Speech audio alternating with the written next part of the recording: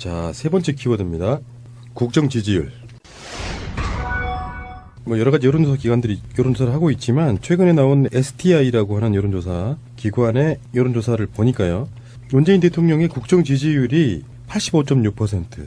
그러면 마차님, 문재인 대통령 잘하고 있다고 말하는 게 85.6이잖아요. 네. 그러면 못하고 있다고 말하는 사람 몇 프로입니까? 간단하게 받으세요. 이렇게 고민하지 말고 간단하게 받아봐요. 85.6%가 잘하고 있다고 했어요. 못하고 있다고 생각하는 사람들 몇 프로냐고요. 한 14%요? 그런 답을 원했던 거예요. 뭐냐면은 항상 여론조사에는 모르겠다가 있어요.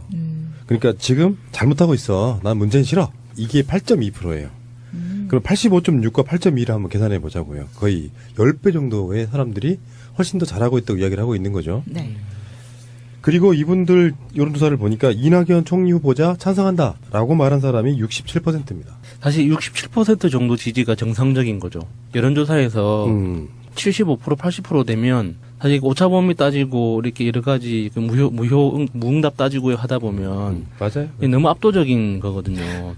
그래서 67% 정도가 대다수가 찬성하는구나라고 이제 판단할 수 있을 정도인데 85.6% 국정 지지율은 처음 보는 숫자에서 좀 낯서네요. 전남, 전북, 광주는 어느 정도 되는 줄 아세요? 97.4%. 근데 이 지역에도 못하고 있다는 사람이 있어요. 2.0 이렇게 있고요. 그리고 이제 이게 이낙연 후보자가 찬성하는 그 부분이 있잖아요. 67%면은 누가 그런 얘기를 했는데 여러분들 그때 우리 방송으로 나간 얘기예요. 무슨 어떤 사안에 대해서 찬성이 60%라고 하면 여론조사의 의미가 사라집니다. 모르겠다라는 게 있으니까 사실 못하고 있다, 뭐 이낙연 통과 반대 이렇게 말하는 사람들이 나머지 3분의 1을 차지하는 게 아니라 모르겠다가 꽤 있다 보면 거의 그것도 한 뭐 8배 정도 높은 수치. 60%가 넘어버린 여론조사에서 어떤 사안에 대한 의미가 사라져버리는 그런 정도라고 보고요. 연령대로 보니까 정말 숫자가 이게 현실적인 숫자인가로 질문할 정도로 30대는 91.9%고요. 40대는 92.3%, 19살부터 20대라고 해야 되나요? 86.2%, 50대는 86.0%, 그리고 60대 이상도 74.5%로 기록되는 거 보면 정말 어마어마한 거네요. 오히려 저는 이럴 때 제가 항상 드리는 말이 있잖아요. 이럴 때 조심해야 된다고. 네. 현재 여론조사를 보니까 지지하는 이유가 국민과의 소통 한 51% 정도 되고요. 정책 추진 23%, 청와대나 내각 인사가 17% 이런 식으로 국민들한테 호감을 얻고 있는데 더군다나 지금 저는 이런 현상을 또 처음 봤습니다. 더불어민주당의 지지율이 59%예요. 아까 제가 말씀드렸죠. 어떤 사안에 대해서 여론조사를 하는데 60%가 넘어가면 의미가 없다 하는 것처럼 압도적인데 문제는 지금 국정 지지율을 이야기하려고 하는 게 아니라 잘 나가고 있는 개혁 드라이브 이제 이걸 저지하기 위한 구수구 세력들의 이제 이게 시작된 거예요. 어제 임종석 비서실장이 사과를 하나 했죠. 네. 위장전이 문제에 대해서. 근데 지금 줄기차게 자유한국당 부류에서 요구하고 있는 게 대통령의 사과입니다. 근데 그거를 청와대와 자유한국당과 힘겨루기가 지금 있는 건데요. 이 지점을 굉장히 중요하게 봐야 된다는 거예요. 청와대가 그렇게 할 수 없는 이유. 청와대에서는 대통령이 사과할 일은 없을 거다 이렇게 얘기하고 있거든요. 그러니까 내각 인사에 이러이러한 5가지 항목들은 위반한 사람들은 인사권을 쓰지 않겠다 뭐 이렇게 이야기가 공약으로 나왔던 건데 막상 인사를 하려고 보니까 위장 전입들이 있어요. 우리가 이제 방송으로 나갔던 내용들은 뭐냐면은 위장 전입도 악질이 있고 어쩔 수 없는 선택이라는 게 있잖아요. 문재인 대통령이 잘 나가다가 지금 국정 지지율이 막 85.6 나오고 민주당 지지율이 59% 나오고 이렇게 이낙연 후보자도 67%면 정확하게 3분의 2예요. 3분의 2가 66.666%잖아요. 그게 67이란 말이에요. 근데 문재인 대통령이 청와대에 나와가지고 이러이러한 이유로 사과를 하게 되면 자유한국당 입장에서는 완전히 브레이크가 걸렸다고 착각을 할 수 있는 딱 그 모멘텀이 되는 거거든요. 그러니까 그 지점에서 지금 자유한국당은 이낙연 통과시키는 건 별개고 당신네들이 한 말을 지키지 않았으니까 사과해라 이런 거예요. 근데 이제 전국의 흐름이라는 건 이런 거 있잖아요. 이거 여기서 굉장히 중요한 선택을 해야 된다고요. 사과의 내용이 뭔가는 하나도 안 중요해. 실제로 그렇죠. 더 알려내는 게 위장 전입이 그래도 내용이 어떤 거냐 이해할 수 있는 부분이 아니냐에 대한 부분인데 대통령이 나와가지고 사과를 하게 되면 왜 사과했는지 그 디테일한 내막은 하나도 필요 없고 결국 문재인도 위장 전입한 사람들을 내각이나 자기 인사를 하게 됨으로써 똑같은 사람이다. 그래서 사과했다라는 것이 아주 중요한 포인트로 남아버리는 부분이 있거든요. 그러니까 이걸 노리고 계속해서 지금 청문회 보고서 채택 같은 걸 미루면서 집요하게 공격을 하고 있는 거거든요. 거기에 이제 국민당 일부가 가세하고 있는 그런 모양새 같고요. 그 이현주 의원이 대표적이잖아요. 그 트위터에 푸른 하늘이라는 분이 언주야, 너는 더불어민주당에 위장 전입해서 국회의원이란 열매만 따먹고 국민당으로 옮긴 거 지역 유권자들에게 제대로 사과했냐 이렇게 물었어요. 저 이현주 의원이 저 개인적으로 어렸을 때 동네 누나라고 할 수 있거든요. 저도 그 영도 출신이기 때문에 이현주 의원이 졸업한 고등학교가 제 그 모교 바로 옆 학교예요. 이웃 학교인데 예, 그걸 알고 그러니까 제가 그 국회 안에서 처음 봤을 때도 그걸 알고 봤어요. 그 이현주 의원을. 근데 제가 한 번도 이현주 의원한테 동양 사람이라고 인사를 해본 적이 없습니다. 왜요? 수십 번을 만났는데도. 왜요? 뭐 팔려서? 꼴보기 싫어가지고. 그 이유가 뭐가 있어요. 그냥 기본적 캐릭터가 그렇게 정감 가는 분은 아니거든요. 근데 여기서 잠깐 이현주 의원이랑 아무 상관없는 이야기 한번 해볼까요? 그 오늘 뭐 무슨 국회의원실에서 4, 5년 전 기사를 삭제해달라고 그랬다고. 이현주 의원이랑 아무 상관없어요. 예.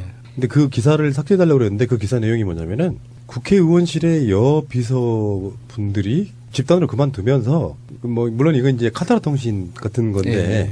모 국회의원이 자기 수행비서랑 이제 뭐 이렇게 불륜 양반이 진짜 예.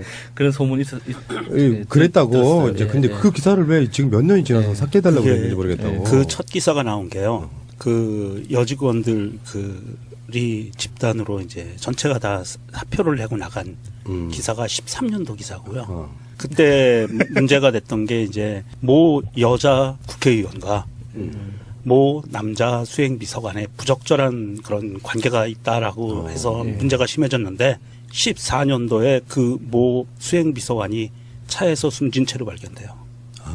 뭐 과로를 합니까? 몰라요. 그러니까 그 소문이 국회에서 막 돌았을 때 그 주인공 의원 있지 않습니까? 주인공 의원이 누군지 보좌관들끼리만 이야기를 할 거 아니에요? 다 안 믿었습니다. 그럴 리가 없다고. 아무리 굶주린 남자라도 그럴 리는 없다고. 그 헛소문이라고. 너무 이제 예. 안 그래도 보좌관들 업무가 그렇게 육체적으로도 힘들거든요. 하루에 12시간, 14시간씩 이렇게 책상에서 글 쓰는 게 쉬운 일은 아니잖아요. 그래서 몸도 힘들고 정신적으로도 피곤하고 거의 매일매일이 그러기 상태인데. 아니 그거는 일반 어, 보좌관을 하고 비교해서 그러시지 이분은 수행 보좌관이었잖아요. 아, 또 그런 게 있나요? 네, 그 운전하고 같이 다니고 수행보좌관이란 말이 어디 있어요? 수행비서. 솔직히. 수행비서가 맞지. 예. 그러니까 운전하고 항상 같이 다니고 어디 가면 같이 쫄래쫄래 따라가고 하시는 역할을 하니까 아, 그럴 리 없습니다. 그럴 리 없습니까? 절대 그럴 일이 없다. 그럴 리가 없는데 왜 그걸 기사 삭제를 요청을 했을까? 아이고, 뭐, 아 유언비어라. 그 모 의원이 뭐 저는 누군지 전혀 모르고요. 예. 나 저도 몰라요. 뭐. 뜬금없이 갑자기 떠올라가지고. 기사에 그렇게 나오더라고요. A 의원실에 B 의원과 C 보좌관 이렇게 나오더라고요. 그럼 우리가 그 이니셜을 말도 안 되는 이니셜만 맞춰볼까요? A면 안씨 뭐 이렇게 있잖아. 예. 안철수?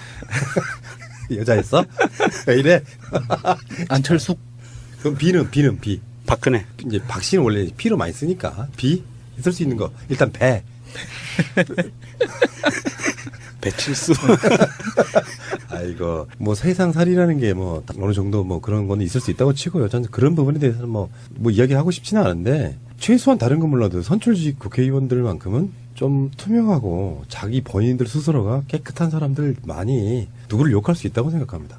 예를 들어서 사실 이낙연 총리 후보자 저는 그렇게 막 그 어떤 그 엄청난 비리가 있다 이런 느낌은 없는데 협약서 하나 써놨으면 좋겠어. 앞으로 정권이 바뀌거나 그래가지고 어저께 나간 방송에 윤진숙 해양수산부 장관 관련한 걸 올려놨는데요. 그런 사람들을 장관으로 임명했던 정권의 사람들이 그 윤진숙 후보자 청문회에 청문위원 중에 하나가 경대수였어.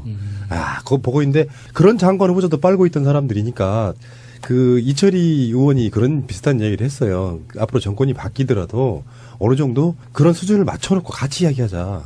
최소한 전혀 그렇게 하지 않은 사람들이 그런 식인 거잖아요. 우리가 그런 식으로 수준이 높지 않은 사람들을 했기 때문에 이 정도는 높다고 난 인정해 주는 게 맞다고 생각하는데 우리들한테 굉장히 공격을 많이 해왔기 때문에 우리는 니들 이런 꼴 못 봐. 이런 방식으로 가는 건 좋은 정치가 아니라는 거지 내 말은. 차라리 이번 기회에 탈탈 한번 털었으면 좋겠어요.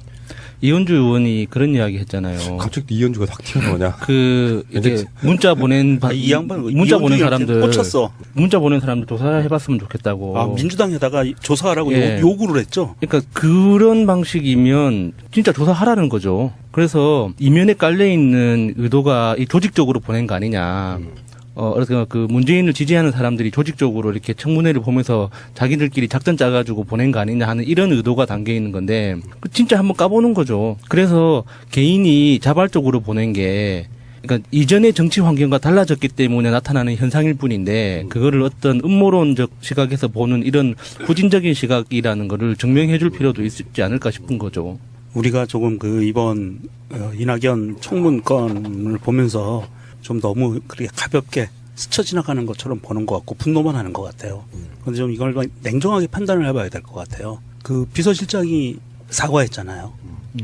그런데 야당에서는 특히 저 자유당 애들은 대통령 보고 사과하라고 그러잖아요. 과연 할까요, 대통령이 사과를? 할 필요가 없죠. 그냥 원칙대로 가면 되는 거지. 그렇죠. 예. 옛날에 우리 노무현 대통령 때 탄핵될 때 사건 기억나세요? 그때 걔네들이 노무현 대통령 사과 안 하면 탄핵한다 그랬어요. 그렇지. 그때 노무현 대통령이 사과 안 했어요. 유명한 말을 했죠. 뭐 잘못한 것도 없는데 내가 알지도 못하는데 내가 왜 사과하냐. 그런 워딩의 이야기를 하고 사과를 안 했어요. 그리고 탄핵이 들어갔는데 그때 야당들의 입장은 탄핵을 하기 위해서 사과하라 그런 게 아니라 사과를 받기 위해서 탄핵 카드를 쓴 거였어요. 그런데 대통령이 사과를 안 하니까 본인들도 이건 엄청난 부담을 갖고 있는 카드를 마지막 카드를 그냥 던져버릴 수밖에 없는 상황이 온 거예요. 그래서 탄핵을 했고요. 그래서 그 역풍을 맞아가지고 박살이 났죠 그때. 그렇게 그 정치적 카드라고만 보기에는 그 탄핵 당시에 박근혜 표정이 너무 해맑고 기뻐 보였는데. 걔는 원래 그러잖아요. 걔는 원래 그랬고. 그랬는데 이번에도 문재인 대통령이 사과 안 할 거예요 아마. 예. 그러니까 이게 첨예한 기싸움 같은 건데 봐. 문재인 대통령 사과했잖아. 그 그림 하나 만들려고 그러는 거거든요. 예, 그렇죠. 내용은 중요하지 않아요. 그러니까 이제 비서실장 나와가지고 어떤 상황들을 설명을 했는데 홍준표가 페이스북으로 하고 있는 정치가 딱 그 모습이에요. 일단 뭐 당선됐으니까 한 달 정도만 즐겨봐. 그리고 그 다음에 것들이 잡히기만 해봐 이런 거거든요. 근데 이게 정치적으로는 비열하다고 느끼는 건 저는 그런 느낌이거든요. 잘못한 건 잘못한 거고 수준이 높고 낮은 건 높고 낮은 거고 그걸 스스로 인정해야 되는데 자기들이 해왔던 역사는 과거는 아무것도 중요하지 않아요. 또 수준이 달라. 말도 안 되는 것들 막 네. 국회 그러니까 뭐 장관이나 총리 같은 거를 올려놓고 심지어 박근혜 정권 초기 때 5, 6명, 7명인가가 사퇴했지 않습니까? 심각하니까 지금 여기에 가장 큰 죄가 이 역사의 반복이라고 저는 보거든요. 장상 후보자가 김대중 대통령 때 위장 전입으로 낙마하신 거거든요. 근데 그 당시엔 그 위장 전입 건이 나중에 돌아와 보니까 이명박 박근혜 때 다른 장관이나 총리 후보자들에 비하면은 정말 아무것도 아닌 죄였던 거잖아요. 여기 계속 반복되고 있는 건데 앞으로 이런 사회적 룰을 만들어가지고 위장 전입도 어떤 악의성을 갖고 있느냐 이런 부분 정립이 돼야 된다고 보고요. 그러니까 우리가 자꾸 위장 전입을 실드만 칠 수는 없는 거고요. 없으면 좋겠지만 현실적으로 그게 존재하기가 좀 힘들다면 사회적 합의를 해서 그런 것들이 정권이 바뀌더라도 지금 자유한국당이 혹시나 바뀔 일은 없겠지만요. 한 20년 후에 바뀌더라도 그런 지점들이 나타나면 바로 사퇴하는 걸로 그런 식으로 이렇게 만들어줘야 된다는 거예요. 사퇴보다도 위장 전입을 한 이유가 있잖아요. 이분들이. 그 제도 자체를 다시 검토를 하는 게 먼저지 않나 싶어요. 저는. 왜냐하면 해외를 나가시는 분들이 편물을 받을 수 없어서 어느 그 친척분에다가 그 주소를 옮기는 것 자체를 위장 전입이다. 라고 하는 거라. 그러면 우리는 해외를 나가야 되잖아요. 출장이든지 뭐든지 1, 2년 동안. 그러면은 주민등록증을 말소시키고 나가야 돼요. 그런 부분이 폐단이 있어서 그 이낙연 청문회에서 나왔던 그런 부분들이 과거에 굉장히 문제가 심했어요. 네. 그래서 2016년도에 법 개정을 했습니다. 주민등록법 개정을 해서 그렇게 거주 목적으로 나가지 않는 분들은 친척 누군가에게 주소를 놓을 수 있게 만들어놨어요. 16년도에. 제가 알기에는요. 지금도 사람들 위장 전입이 엄청 많아요. 일반인들도. 다른 문제가 아니라 예를 들면 이쪽에 주소지가 있으면 저 학교로 못 가. 예. 그래서 저쪽 아는 엄마 집에다가 주소 예, 이렇게 맞아요. 옮겨놓고 막 이렇게 예. 하거든요. 범죄성 맞아요. 범죄지 당연히. 살고 있지 않은 곳에. 근데 자기 주소지하고 실제 생활하는 곳이 다른 사람들 굉장히 많거든요. 그러니까 트위터에도 그런 이야기가 있어요. 더소종 인이사수국민이라는 분이 거주지를 실제로 바꾸지 않고 주소지만 바꾸는 것이 위장 전입이라면 객지에 나가서 기숙사에 있는 대학생들, 고시원에서 공부하는 사람들 모두 위장 전입이겠네. 그렇죠. 위장 전입은 사적 이익을 목적으로 위장한 것 아닌가? 이런 식이면 국민의 절반이 위장 전입입니다. 그러니까 사실- 제가 말한 게 그거예요. 그 제도적으로 예. 아니면 그 단어를 바꾸던지 무조건 뭉텅그리 해가지고 이게 위장 전입이다라고 하니까 아 그래 법대로 하자. 법대로 해. 그럼 법대로는 맞아요. 이게 위장 전입으로 그 타이틀은 걸 수 있지만 그 왜 했는지를 지금 보는 거잖아요. 자, 이게 우리가 좀 냉정하게 짚고 가야 돼요. 위장 전입이라는 말은 없습니다, 법에. 법에 그런 단어가 안 나와요. 이거는 언론에서 만들어 놓은 단어의 신조어. 물론 오래됐긴 했지만 언론에서 만들어 놓은 단어고 명확하게 얘기하면 주민등록법 위반입니다. 딱 그렇게만 나와 있어요.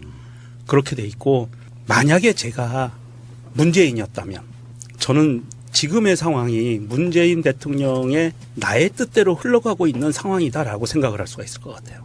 제가 한번 역지사지로 문재인 대통령이 돼봤어요. 그랬더니 이건 내가 그리고 있는 그림이에요.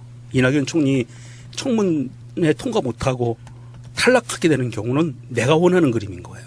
그러니까 문재인이라는 사람이 참여정부 때부터 인력관리 풀을 갖고 있었잖아요. 그리고 이 사람은 약속을 지킬 수 있는 약속만 하는 사람이에요. 5대 문제, 인사청문회에서 걸러지는 부분, 약속을 지키는 것만 하는 사람이고요. 그리고 이 위장전입이라고 우리가 얘기하는 주민등록법 위반은 우리 예전 시대에는요, 아주 광범위하게 벌어졌던 거예요. 사회가 그만큼 혼란했었고 틀이 안 잡혔기 때문에 거의 대부분이 다 저질렀었다고 보면 돼요. 그런 흔한 거예요. 지금 나이 든 공직자들은요, 위장전입 하나라도 없는 사람들은 거의 신과 같은 존재들이에요. 문재인 같은 사람 2명 없거든요. 오로지 1명밖에. 그리고 국회 쪽의 인사청문회 절차가 고무줄이에요. 네, 그런. 완전 고무줄이에요. 네. 그래서 지난 박근혜 정권 때는 막 통과시켜줬잖아요. 자기들끼리 과반이 넘으니까 그랬는데 저는 제가 보기엔 이번 주말 내내 언론과 야당은 계속 물고 뜯고 씹고 할 겁니다. 이 부분을 갖고. 나와서 사과하라고 그러면 주말이 지나고 나면 제가 문재인이라면 사과 끝까지 안 하고 그래? 그러면 이낙연 취소 카드를 던지고요. 그다음에 인사청문회법을 개정안을 던질 거예요. 국회에다가. 그래서 이 문제, 위장전입 문제가 들어가 있는 사람들은 공직에 출마 못한다 아예 하는 법을 던져버릴 것 같아요. 저 같으면. 그래서 그거를 밀어버리면 자 국회의원들이 딜레마에 빠지는 거예요. 이 법을 통과시켜주면 자기들은 평생 공직에 못 나가. 선출직밖에. 임명직은 못 가요. 그걸 통과 안 시켜주면 자기들이 적폐 세력이라는 걸 인증을 해주는 거야. 어떻게 하겠어요, 국회의원들은? 아니 근데 그 위장 전입이라는 거를 청문회 때만이라도 다 같은 위장 전입이 아니라 부동산 투기 목적만 좀 걸러내면 되지 않나요? 근데 학군이라는 거는 뭐 전입을 해서 다른 좋은 학교를 보내려고 보내는 건데 사실 좋은 학교 가는 애들은 갈 애들은 다 가거든요. 좋은 학교 학군에 간다고 해서 다 같이 좋은 대학 가는 것도 아닌데 공약 사항이 정확히 뭐였냐면은 위장 전입도 사실은 부동산 투기랑 연관이 있는 거잖아요. 가장 연관이 있는 거잖아요. 5대 고위공직 원천 배제 이게 병역 면탈. 자 생각해봐요. 자유한국당 정권이 새누리당 정권이 저질렀던 범죄들 중에 병역 면탈이 얼마나 많았습니까? 이명박 때부터. 심지어는 대통령, 국무총리, 국정원장 이렇게 이런 말이 나올 정도였어. 국방부 장관 빼고는 다 병역 면탈이야. 자 그게 첫 번째. 부동산 투기 얼마나 많았습니까? 그게 두 번째고요. 세금 탈루 그리고 위장 전입 논문 표절이란 말이에요. 근데 그 위장 전입 중에서도 사실 위장 전입의 대다수는 부동산 투기 그 목적으로 해갖고 땅을 사야 되는 뭐 집을 사야 되는 뭐 이런 그런 걸로 돈 벌어들였던 거잖아요. 그러니까 원천적으로 위장 전입이라고만 돼 있는 타이틀이 있지만 그 속에는 그런 걸로 돈을 벌었던 사람들에 대한 원천 배제 이런 거라고 저는 보거든요. 그러니까 나머지 무슨 뭐 대표적인 경우가 우편물 수령을 위해서 외국 나가면서 이런 거는 범죄라고 저는 볼 수는 없고 이런 거 있거든요. 야당 국회의원들은 완전 깨끗 당시에. 뭐 여당 국회의원들은 뭐 완전 부패 이런 건 아니고 어느 정도 사회적으로 보면은 뭔가 자기 어떤 특정한 위치에 올라가 있던 사람들은 아, 이 정도는 그냥 사회적으로는 누구나 다 하는 행하는 정도 범죄라고 인정되고 지들 말처럼 뭐 몇 년 이하의 징역과 1,000만 원 뭐 이하의 벌금 이렇게 사항이라고는 하지만 알고 보면 그렇게 따지면 국민들 중에 한 80% 정도는 다 범죄자로 걸릴 수 있는 이런 상태를 갖고 이런 거잖아요. 됐고 위장전입은 맞잖아. 이렇게 이야기하고 있는 거잖아요. 이쪽에서. 이게 원천적인 발목 잡기 유전자. 유전자. 요거를 지금 어떤 꼬투리를 지금 잡을까 말까를 계속 예. 엿보고 있던 그 세력들이 잘 걸렸네. 이렇게 나오는 상황이라고 하면 명정님 말씀도 저는 일리가 있어요. 그냥 냅두는 게 답일 것 같아요. 이게 자유한국당이 더 악랄하게 발악하면 할수록 자기들 무덤을 더 깊게 파는 짓이기 때문에 당분간 내버려 두는 게 최선이 아닌가 싶습니다. 그러니까 이낙연 후보자의 찬성이 지금 이 아까 좀 전에 말씀드린 여론조사가 청문회 보고 나온 여론조사예요. 예. 예. 별 문제 없네. 예. 그러니까 이런 걸 우리가 어그로 끈다 그러잖아요. 예. 뭔가 그러니까 인터넷상에도 보면 어그로라는 게 있잖아요. 기본적으로 어그로 반대를 끄는 위한 사람들은 반대. 반대를 위한 예, 반대. 예. 그런 쪽으로 쭉 가면 이제 국민 여론이 자유한국당이나 뭐 국민의당, 뭐 바른정당 니들 좀 너무하네. 네. 요렇게 어떤 분위기가 만들어지면 이럴 게 없어서 제가 보기에는 방송할 오늘이 이제 5월 27일 토요일인데 29일 날, 30일 날 이달 말까지 만약에 그게 청문회 보고서 채택도 안 되고 표결도 안 된 상태로 끌면 예. 머릿속에 사람들은 머릿속에 김종필 총리의 6개월 그 기억이 저는 계속 설이 체제로 남을 그 기억이 좀 남은 그러니까 우리도 그런 유전자가 있다는 거예요. DNA 속에 시작했어 또 시작했어 한번 해보자 요런 거 그러니까 여기 무난하게 통과되는 것보다 오히려 한번 거칠게 한번 이렇게 덜커덕 거려줘야 오히려 저는 그게 생각보다 나쁘지 않은 프레임이 될 수 있다 이렇게 생각해보는 겁니다. 이 이낙연 총리 후보자 거는 사실은 문재인 대통령이 탕평 인사 개념으로 국무총리를 인선을 한 거예요. 그 코드가 맞는 나하고 저 사람하고 마음이 잘 맞아서 국정 운영을 잘 해나갈 수 있는 사람이어서 뽑은 게 아니고 거의 그 한 절반 이상은 탕평 인사거든요. 그렇다고 봤을 때 야당에서 특히 국민의당에서 저렇게 태클을 걸고 심하게 해서 만약에 이낙연 총리 후보자가 낙마를 했다. 그러면 문재인 대통령이 갖고 있었던 자기의 인력풀을 이제 가동을 할 거예요. 제가 보기에는 첫 번째는 이해찬이라고 봅니다. 다 죽여버리는 거죠. 국민의당이 설자를 잃어요. 사실 이낙연 국무총리를 낙마를 시키면 국민의당이 호남에서 다음에 총선에서는 아예 발을 못 붙입니다. 정치하는 사람들이 우리들만 못해요. 세상을 잃는 이런 거 있잖아요. 치명적이지 않으면 치명적인 거 황교안 같은 이유가 치명적인 거예요. 그 치명적이지 않으면 범국민적으로 이렇게 새롭게 출범한 정부에 대해서 한번 화끈하게 밀어주자. 요 분위기 지들이 먼저 만들어주면요. 우리도 적개심 굉장히 많이 줄어들거든요. 쟤도 사람 돼가고 있네라고. 근데 뭐 정권 출범한 지 보름 정도 딱 지났는데 벌써 어그로가 시작돼. 그런 거 봐요. 예를 들어서 이현주 이야기를 다시 돌아가 보면은 그런 행위들이 자기 정치 인생에 도움이 될까요? 안 된다고 보거든요. 신경 안 쓸 것 같은데요. 이 사람 같은 경우는. 그러니까 이게 생각이 없다는 거예요. 정치인이라고 하는 게 대선 내내 박지원 전 국민의당 대표는 욕을 많이 드셨지만 예. 최근에 하고 있는 행보랄까 페이스북 정치를 보면 국민의당에도 그런 얘기 하고 있어요. 통과시켜주라고. 그러니까 이분이 갖고 있는 생각은 그런 거예요. 민의를 너무 거스르는 것은 정치에 있어서 별로 도움이 안 된다는 걸 알고 있는 사람이거든요.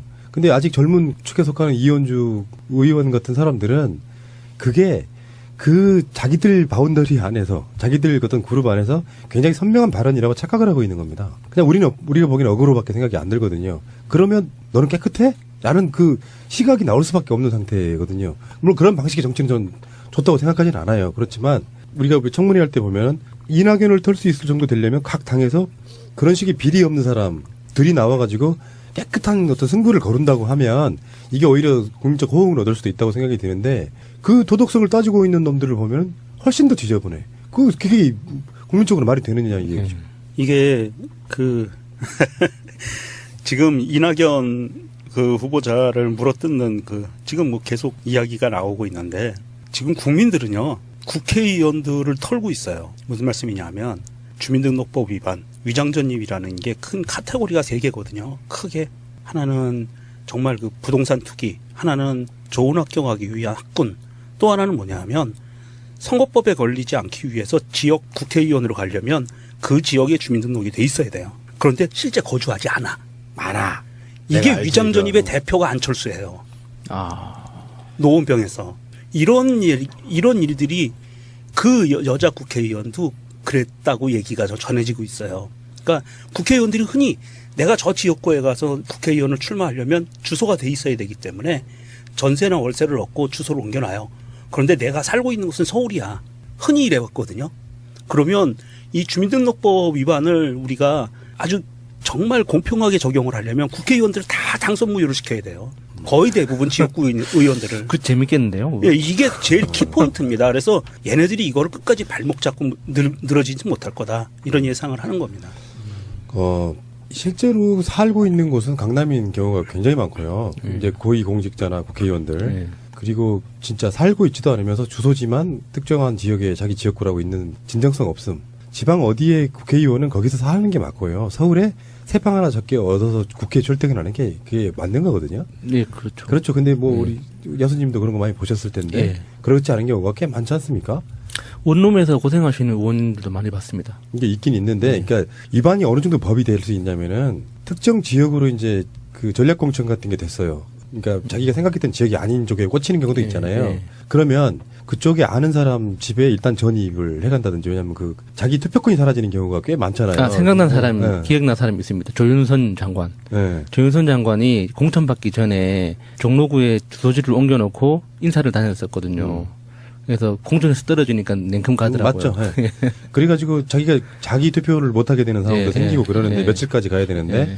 그런 식으로 따지면은 예를 들어서 내가 주소지를 먼저 옮겨놓고 실제로 이사를 간 거는 한 달 후다라고 하면 그것도 위반이잖아요. 그것도 위반이잖아. 법 위반이 15일입니다. 15일 내에 신고해야 그러니까. 됩니다. 그러니까 그런 방식이라서 이걸 꼬투리 잡아서 결국에는 국민들이 다 여론으로 해결해 줄 텐데요. 이미 아까 여론조사를 먼저 말씀드린 이유가 국민들은 끄떡 없다라고 지금 느끼고 있는 거라고 생각이 들고요. 이 정도로 문재인 정권 흠집이 안 납니다. 제가 봤을 때는 흠집이 안 나고요. 오히려 자기들이 스스로 이제 열심히 포크레인 들고 와서 자기들 무덤을 막 파고 있는 상태인 거거든요. 냅둬 보자는 거잖아. 예. 어떻게 되는지.